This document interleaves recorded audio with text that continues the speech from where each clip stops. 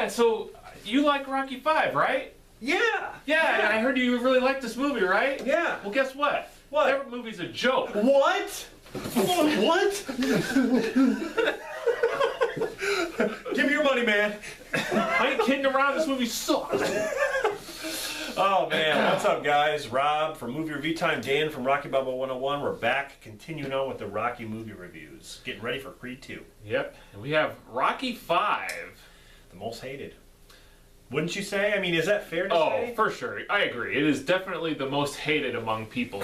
Even Stallone gave it a 0. I'm sorry. I don't agree. No. I don't agree. I definitely do not agree. It has its problems, but for it sure. also has some great scenes, and it was a kind of a return to form. It feels more like a Rocky movie. It does, because John G. Avildsen came back to review, to direct this movie, to review it. It's definitely more dramatic. It's not so action-packed. Yes, and there's a lot of character-driven moments, and you have Sage Stallone, who stars in this movie as Rocky's son, who is also Stallone's real son. So that was kind of cool.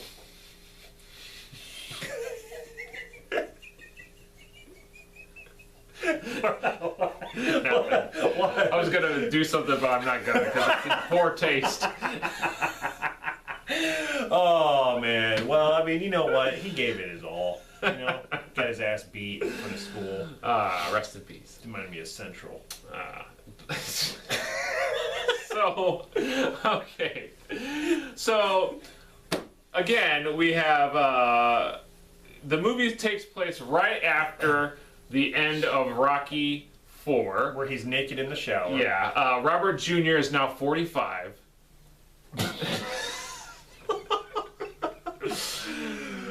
Oh, as soon as Rocky gets off the plane, the kid looked like he's just been eting Cheerios. I mean, goddamn. Oh, remember Breakfast of Champions? Oh, God. You know what? He's just so tall. How can you even recognize this kid? Is that? If I was Rocky, I'd be like, is that my kid? Like, what the hell? Okay, let me say. I think we need to. Let's go step by step for this movie. All right. Okay. And I think I'll try. Yeah, and hopefully we don't run out of time. But let's just start off. Okay, it starts off right after the end of Rocky 4, and he's in the shower. And as a kid, that scene gave me goosebumps. Well, what about before that? There's like a montage thing. Oh, and it's like a good. great montage. Yes. That's awesome. I love like a recap. To the music Conquest, which was great. That was great. And it shows the damage that he took during that fight. Yeah. And legitimately, like, yeah, I mean, like, Drago's hitting with like 1,800 PSI, 1,850 pounds of pressure. And if you've seen the fight, he just takes it in the head. Right. The whole fight he does. So, yeah, like, Rocky's in the shower, and like, when he can't stop shaking stuff, like, I remember I saw this in the theater, and I remember being like, oh, like, I was concerned. Honestly, I was okay with this. Like the whole brain damage thing, like, it's understandable. Like, Yeah. what's so far-fetched about it? And there's nothing really far-fetched about it at all. So, okay, so then, yeah, they come back to America. Robert is he must be on the roids because and Rocky, because of he's become more of a simpleton than ever. There's that word again. Yep. They go into the airplane hangar, and right away George Washington Duke comes and he's like, "Oh, like, I'm challenging you. I'm Don King." Like, okay, like, George Washington Duke, he is kind of a character, but I don't know. I think he did what he was supposed to do, and what he's supposed to be kind of a Don King. I mean, he could have been eating Jason's heart, and Jason goes to hell, but nope. Mind if I heal first? It's like Union Cane. You just like, it kind of just comes out of nowhere, and then all of a sudden, fucking dumb character. Union Cane. I'll buy ball right now. What a dumb. All right, so then all of a sudden we're back at Rocky's mansion, and well, wait a minute. First, okay, Rocky says he's going to retire again. He says that. He's like, I think it's time for me to step down. No. Wait. In Rocky 3, and then now he's like, oh, I'm going to retire. Remember, Adrian's like, he already is retired. Remember? Oh, that's right. Yeah, so she put it out there. My like husband's retired. Happened. It's already happened. There's more to prove. Remember, Rocky's like, oh, we just got to talk about that. But anyway, the plain food was really, really nice. He goes back to being dumb, let's just say that. He was civilized, more dumb. Okay, he's more dumb. But they explain that because it's brain damage, you got hit hard, so you turn into a retard after that. That's what happens. That's what happens. You got your tongue hanging out. So wait. So then he goes home, and all of a sudden, there's a kind of a good scene between him and Robert, where he's talking about French teacher. What do you mean, like you're seeing through my eyes? Oh, it's like I'm living my life all over again. Then all of a sudden, I threw up. all of a sudden, Paulie lost all his money. Now, that was a big, like, what the F moment. Like, what is he doing? I'm sorry, but no, this whole situation would never happen. They don't even explain it too well. They're just like, tax extension, there's a power of attorney, Paulie. It's like, what the hell is going on? He's the thief.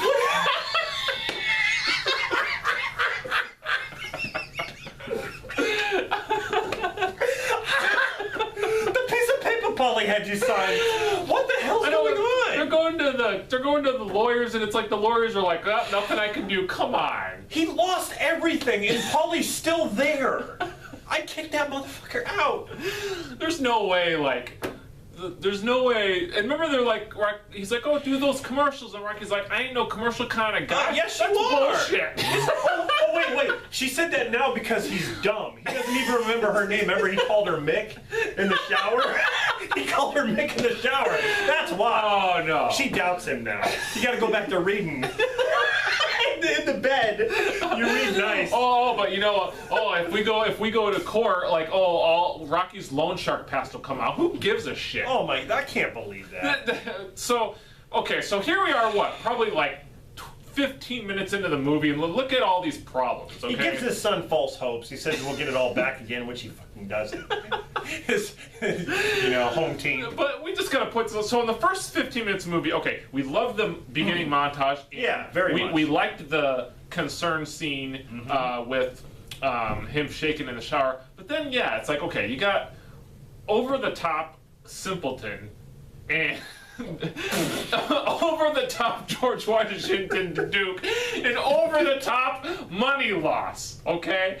All of a sudden, all this shit's just thrown at you. But then the next scene, to get a little bit more serious, like, the scene where he goes to the doctors and they're like, that's a pretty sad scene. Like, I feel so, like, I get teary-eyed on that scene when Rocky's like, this ain't no time to retire. Not like he's not this. God. Only God. Not no office. Like, you feel. It's like you feel terrible for him. You know. Yeah, like, that's sad. And then they gotta sell all their stuff and move back into Paulie's house. I mean, after what he achieved after fighting Drago, it's like now he's down in the dumps. Yeah. You know. And all this leads to, in my opinion, probably one of the top 5, maybe top 3 moments in any of the Rocky films, which is the Mick flashback. When he goes to the gym. Well, I like all of them. Like, I like even like the one where he's fighting and then he sees him and he's like, get up one more round. Oh, like right. But the Mick flashback, the actual flashback where he's standing there and there's a scene. In the monologue. That was great. I love that scene. It is so memorable. Because we haven't seen him since Rocky 3. Yeah, and Burgess Meredith came back and did the scene. I mean, it's so well done. It is one of my favorite moments in the entire saga. And again, we get to see the gym, we get to see the pet shop, we get to see all the familiar places that we've seen in the other Rocky films. Hence, it's a Rocky film. Right. It definitely felt, yeah, and they go to the attic and they get the old clothes and stuff out. And yep. It definitely felt like they were trying to come full circle. He even found Adrian's glasses, the ones that he took off after he raped her. Or, I'm sorry, politely forced himself. That's right. Yeah, it was the 70s. Oh my God. Flashback. No means yes.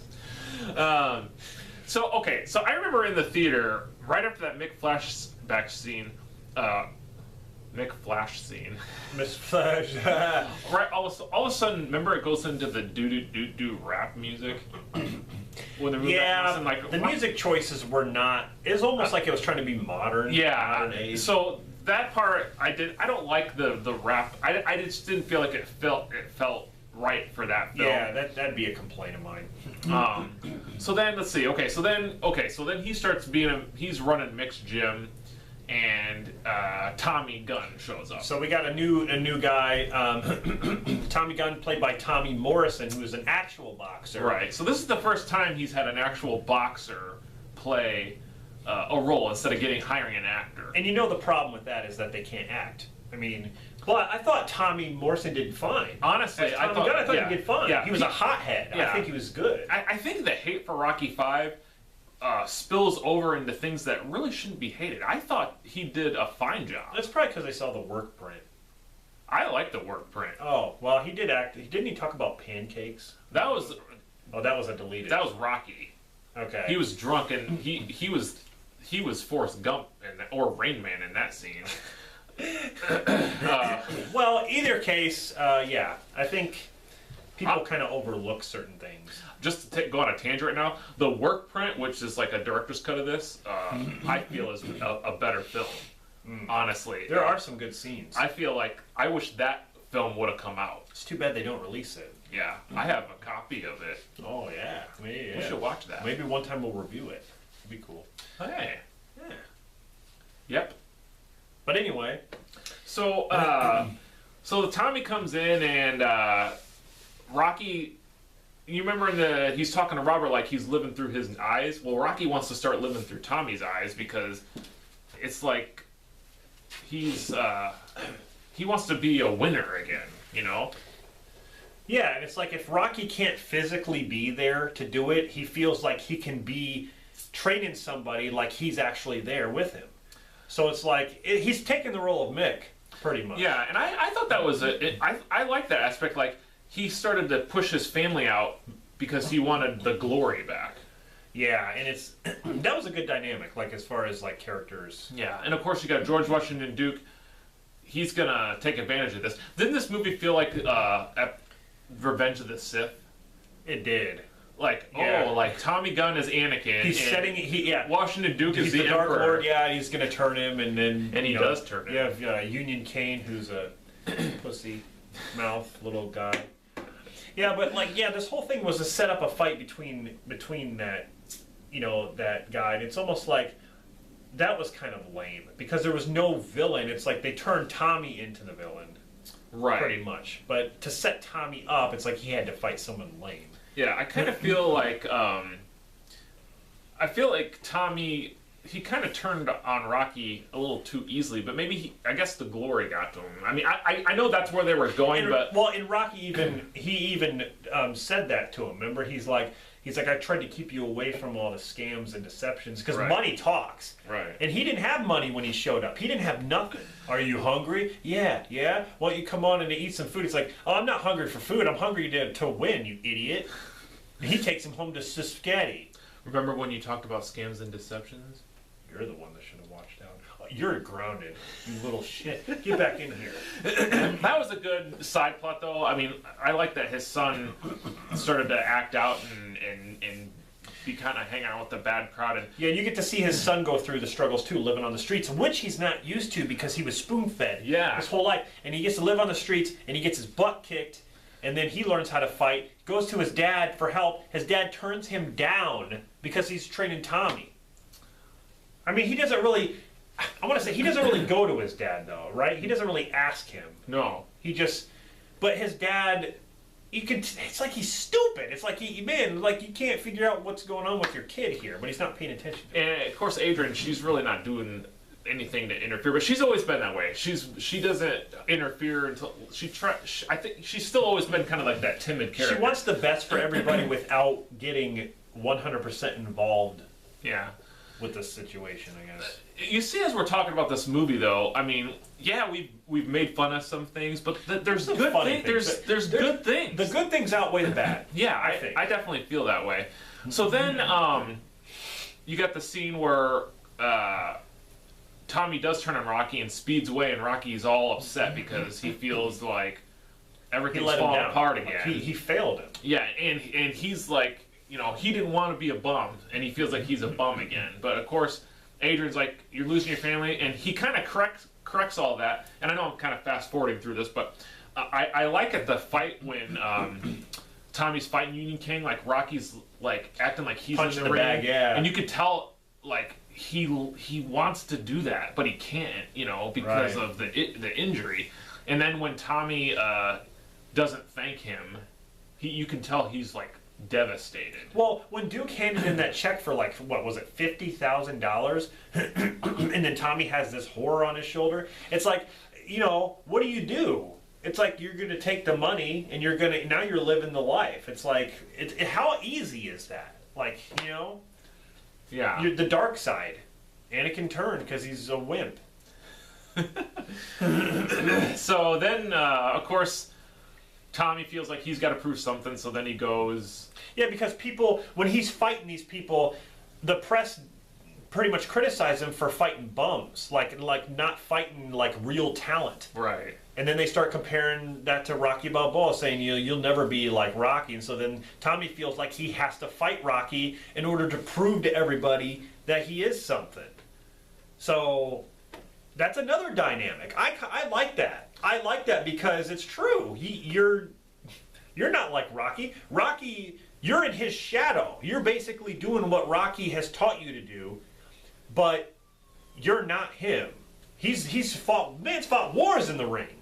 Okay? Yeah, and it was all a setup, and of course leads to something. As a kid, when I left the theater of this movie, I was disappointed. And I remember the first thing I said to my dad was, "There wasn't a boxing match." Even though there was, but there was no ring, like official Rocky boxing. Yeah, there was no Rocky boxing. When I look at it now, the street fight, I mean, it was new, and I definitely like it. I love the street fight. It's probably one of my favorite fights. Like, and what's cool about it too is there's no gloves, and it's a street fight, which Rocky is good at. Yeah, really, it was evenly matched in that Rocky was past his prime, but he had all the street fighting skills, so that's how he was able to beat Tommy. Honestly. The hair raises on my arm. Like, that fight is so awesome. Like the music is so awesome. And then Mick showing up in a vision, where he's like, "Knock this guy hard. He's no machine. I didn't hear no bell." Like, man, that's great. Yep. And then George Washington dude screaming, "What the hell you doing? Get up! What the hell?" Man, but then Robert says he took my room. That wasn't funny. What about the end? Where we already get the downfall of Rocky at the end of this movie, because he gets up the stairs and his kid is hitting him playfully, and he's like, "Don't hit me, I'm getting brittle as it is." Okay, here's the start of it, because we get brittle, then we get even more brittle, and then we get cancer. And then, who knows, maybe death down the line. I'm sick of it. This is where it starts. And you know, this movie was... There's no question this was supposed to be the last one, because remember the end credits? Measure of the Man. And I love that song, and I love that ending montage. Isn't it funny? The beginning of this film and the end of this film, fantastic montage music scenes. Like, they're awesome. Like, really cool. I can definitely say, though, like, if this would have been the last Rocky movie, it would have not been a great ending for the series, in my opinion. There was no closure. Like, I still think there were things that needed to be addressed. Yeah, because really, he gained his family back, but he still had the brain trauma. Yeah, he's still down. He was broke, pretty much. So yeah, I mean, okay, just to recap. So Stallone overdid his Rocky character in this movie, I felt. Did you feel that way? Sometimes. I think sometimes he did. I know he was supposed to be like brain damaged, but I feel like he just went a little too much. Like the part, I can name an example. The part where he's talking about Santa, like when he's in the living room. But Santa, look, he's got like a bit. Hey, yo, look who's here. You know, this guy. Yeah. You know, there's things that I don't think he would have done normally.